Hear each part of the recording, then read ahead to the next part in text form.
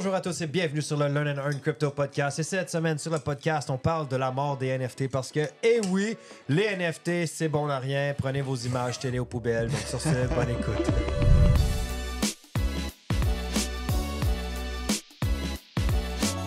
Comme vous savez déjà, nous ne sommes pas conseillers financiers. Tout ce qu'on va voir ensemble aujourd'hui ne peut pas être vu comme un conseil financier. Vous devez faire vos propres recherches, analyser des décisions d'investissement. Le trading, c'est risqué.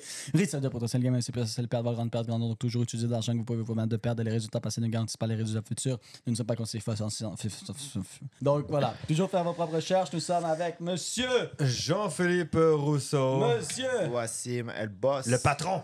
El Patron. Et moi-même, Samuel Lévesque. Aujourd'hui, la mort des NFT. NFT, c'est quoi si vous ne savez pas? Non-fungible token. Ça peut être toutes sortes de choses, mais il y a eu une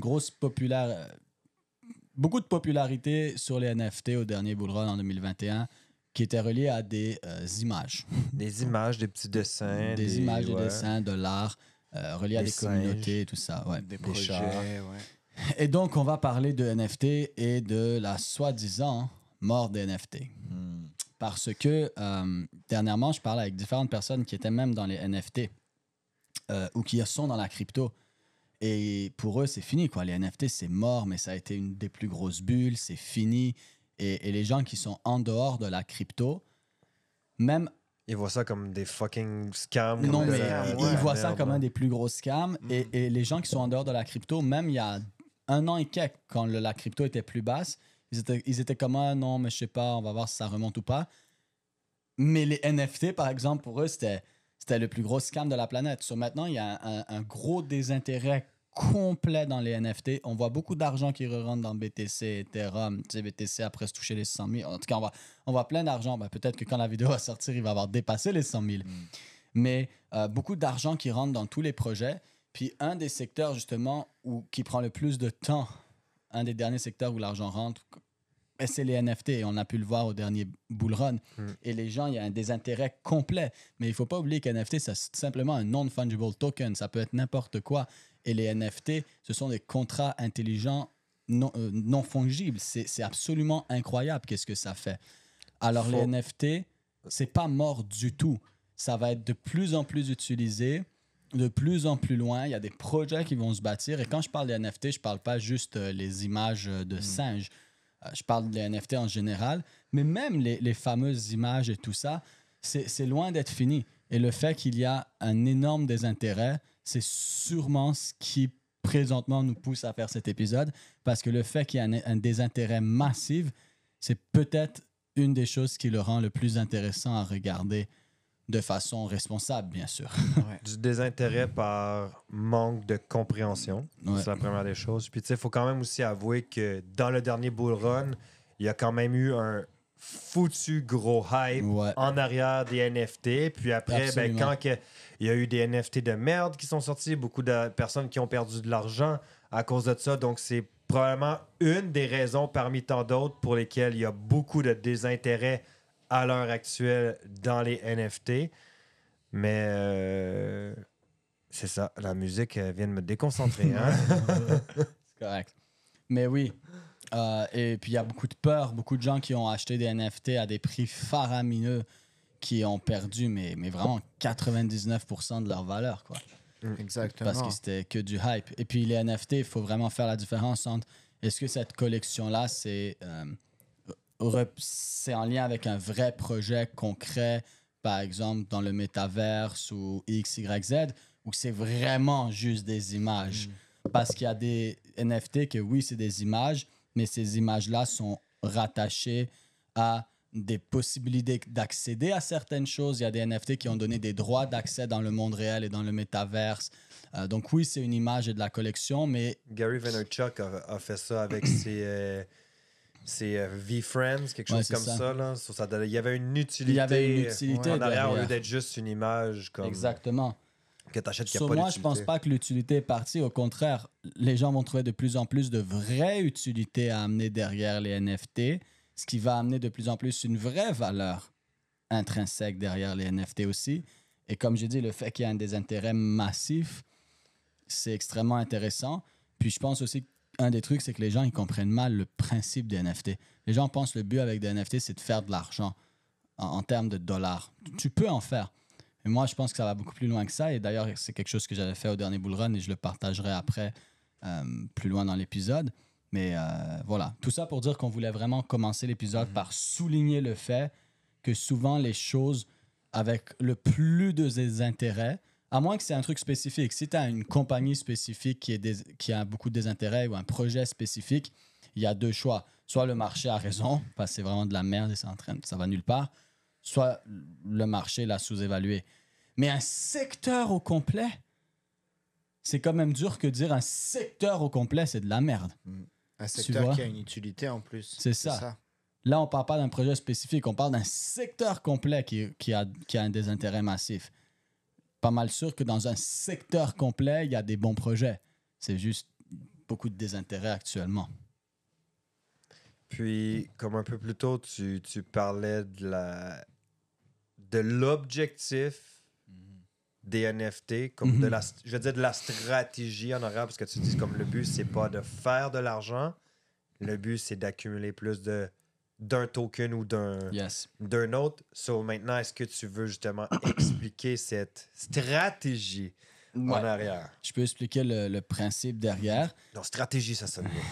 Les gens, ils aiment le mot stratégie. Stratégie NFT. La stratégie en arrière. La stratégie de Samuel. Et en fait, c'est tout simple.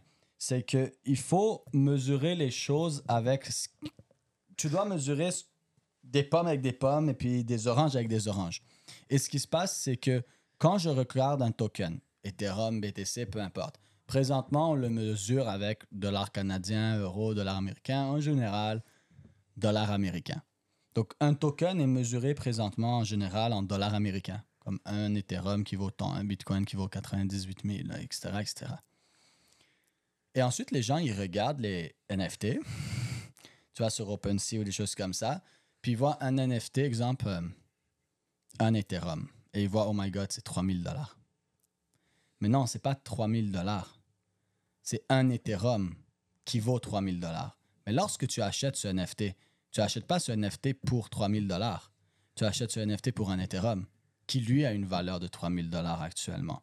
Et donc, qu'est-ce qui se passe? C'est que les gens, ils font les choses à l'envers. Quand les NFT explosent, puis par exemple, je vais retourner en 2021 parce que c'est là qu'on a eu les dernières grosses explosions, il y avait des trucs comme Genopet qui avait gagné beaucoup de popularité. Et puis, c'était sur la blockchain de Solana. Et les gens, qu'est-ce qu'ils faisaient? C'était, oh mon Dieu, un Genopet, c'est 10 Solana. 10 Solana à 200 $ le Solana ou à 150 $ le Solana. C'est 1500 $ par Genopet. Et les gens, ils n'avaient pas de Solana. Donc, qu'est-ce qu'ils faisaient? Là, ils allaient acheter 10 Solana dans un seul objectif, acheter le Genopet. Donc là, oui, ils payaient 1500 pour 10 Solana pour acheter le Genopet. Moins les frais. Ouais, après, il y a plus les frais qui se rajoutent et tout. Mais l'objectif, c'est pas ça.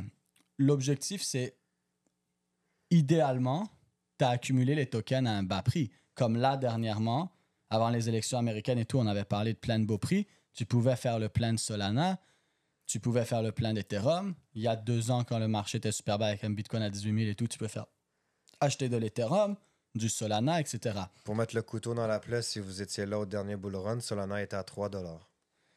Ouais. et on en a parlé dans l'académie quand ils reprenaient du jus. Ça fait quoi, quelques mois après qu'on a commencé l'académie? Ça fait quoi, 1 an et des poussières? Non, ça fait bientôt 2 ans. Mais en tout cas, on avait parlé dans l'académie. Littéralement, le mois qu'on a lancé l'académie, on a parlé de Solana qui était à 15 $. Mais en tout cas, tu pouvais faire le plein de Solana, d'Ethereum, de Polygon, etc. Les gros tokens. Maintenant, une fois que j'ai fait le plein, là, et que tout d'un coup, on va reprendre l'exemple de Genopet qui était en 10 Solana, un Genopet qui coûtait 1500 $. Ça te coûtait pas 1500 $, ça te coûtait 10 Solana. Si tu avais acheté 100 Solana pour 100 $, 1 $ le Solana, ça venait de te coûter 10 Solana, qui était une valeur monétaire de 10 $. Là, il y a des gens qui vont me dire, ouais, ça, mais là, maintenant, tu me dis ça, mais moi, c'est trop tard, j'en ai pas acheté. Oui, ben, de un, il fallait t'éduquer. Mais de deux, même si maintenant, tu déciderais d'acheter 10 Solana à 1500 $, disons, pour l'acheter, ça n'empêche pas que tu dois garder en tête que c'est la valeur en token. So, je vais vous expliquer qu'est-ce que moi j'avais fait avec le Genopet et d'autres projets, justement. Quand j'avais acheté des Solana, ensuite, j'ai vu les Genesis Genopet qui coûtaient 20-25 Solana. Mais quand le prix du Solana a explosé, tout d'un coup, les gens vendaient les Genesis Genopet à 10 Solana. Parce qu'ils voyaient, 20 Solana, c'était 1000 $. Mais maintenant, 10 Solana, c'est 1500. Donc, ils avaient l'impression de faire plus 500 $. Et ils vendaient pour 10 Solana. Donc, moi, j'ai acheté pour 10 Solana plein de Genopet. Et les gens me disaient, mais t'es fou, 1500 $ le Genopet. Puis moi, dans ma tête, je suis comme, non, 10 Solana, c'est un bon projet, Solana. Qu'est-ce qui s'est passé? En fait, ironiquement, les NFT, pour moi, c'est un peu différent. Les tokens, tu les achètes quand le prix est bas. Les NFT, tu les achètes quand le prix est haut. Parce que quand le prix est haut en dollars et que tout le marché vient d'exploser, bien sûr, tu vérifies, souvent, ça te coûte moins cher en token. Donc maintenant, tu viens payer ces 10 Solana. Qu'est-ce qui s'est passé un peu après? Plus loin, quelques mois plus tard, Solana a continué à exploser, puis après, ça a commencé à corriger. Et Solana, il a corrigé sa vie. Et là, les gens, ils étaient en train de perdre de l'argent. Et maintenant, tu pouvais vendre le marché de Genesis Genopet. Tu vendais un Genopet environ 30 Solana. Mais 30 Solana, c'était pas 1500 $. C'était 1100 $. Et les gens, ils se disaient, putain, mais je suis en perte. J'ai perdu 400, 500 $. Et moi, je me souviens avoir vendu plusieurs de mes Genesis Genopet à ce moment-là.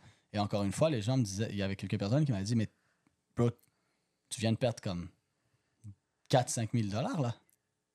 Je suis comme, non. Tu regardes la valeur monétaire. Oui, quand je les ai achetés, ça valait 1500 $ et je les revends à 1000 $.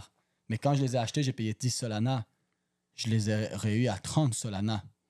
So, qu'est-ce que je venais de faire? J'en ai vendu quelques-uns et j'ai littéralement passé mon 10 Solana à 30 Solana. Et tu as accumulé plus de tokens au final. J'ai accumulé plus de tokens. Ensuite, j'ai laissé la correction rouler. J'ai gardé ces tokens-là parce que bien sûr, tu dois le faire avec des projets que tu as une certaine confiance. Parce que si c'est des petits projets, ça va à zéro ou peu importe, là, ça ne vaut pas la joie. Mais qu'est-ce que j'ai fait? J'ai accumulé les Solana. Mais après, quand le prix remonte, le prix remonte. Et c'est là où les gens ils font l'erreur. Avec moi, en tout cas, je pense. C'est pas la formule magique, chacun a son idée. Mais moi, je pense que le but, c'est d'acheter des tokens à bas prix. Mais les NFT, en général, c'est intéressant de les acheter à haut prix. Parce que quand ils sont à haut prix en dollars, ils sont en bas prix en tokens.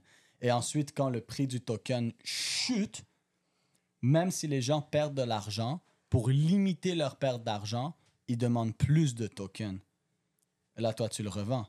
Sur moi, ce que j'ai vu là-dedans, j'ai acheté à 1500 $ et j'ai revendu à 1000 $. En fait, c'est que tu ne regardes pas la portion monétaire, tu regardes vraiment l'accumulation de tokens avec une vision moyen-long terme que quand que le prix réaugmente sur ce token-là, ta valeur vient d'exploser. Voilà. Parce que si on parle de valeur intrinsèque, disons, de Solana, que je sais pas c'est quoi la valeur intrinsèque que tu as évaluée, mais on va faire un chiffron. Mettons, si tu es à 100 $, tu en as 10, tu sais que ça vaut 1000 $. Mais là, toi, tu en as accumulé 30. Tu viens de passer de 1000 à 3000 au retour à sa valeur intrinsèque. C'est juste logique. Voilà. Donc, moi, au lieu de le regarder à j'ai acheté à 1500 $ et là, ça vaut 1000 $. Non. J'ai acheté à 10 Solana. Peu importe le prix auquel j'ai payé les Solana. Si tu as bien fait tes choses, en plus, tu les as achetés à un bon prix ou n'importe quel autre token et je les ai revendus à 30. Donc, si tu en avais acheté, par exemple, 5, tu avais payé 50 Solana et tu t'es ramassé avec 150 Solana. Donc, en résumé, acheter des tokens à bas prix ou à un bon prix. Ensuite, tu achètes tes NFT parce que tu as dit acheter le NFT quand il est haut, mais juste... Quand le prix du dollar... Tu n'achètes pas la crypto pour acheter le NFT quand le NFT est haut. Tu achètes ta crypto quand le prix est bon, quand le prix est bas.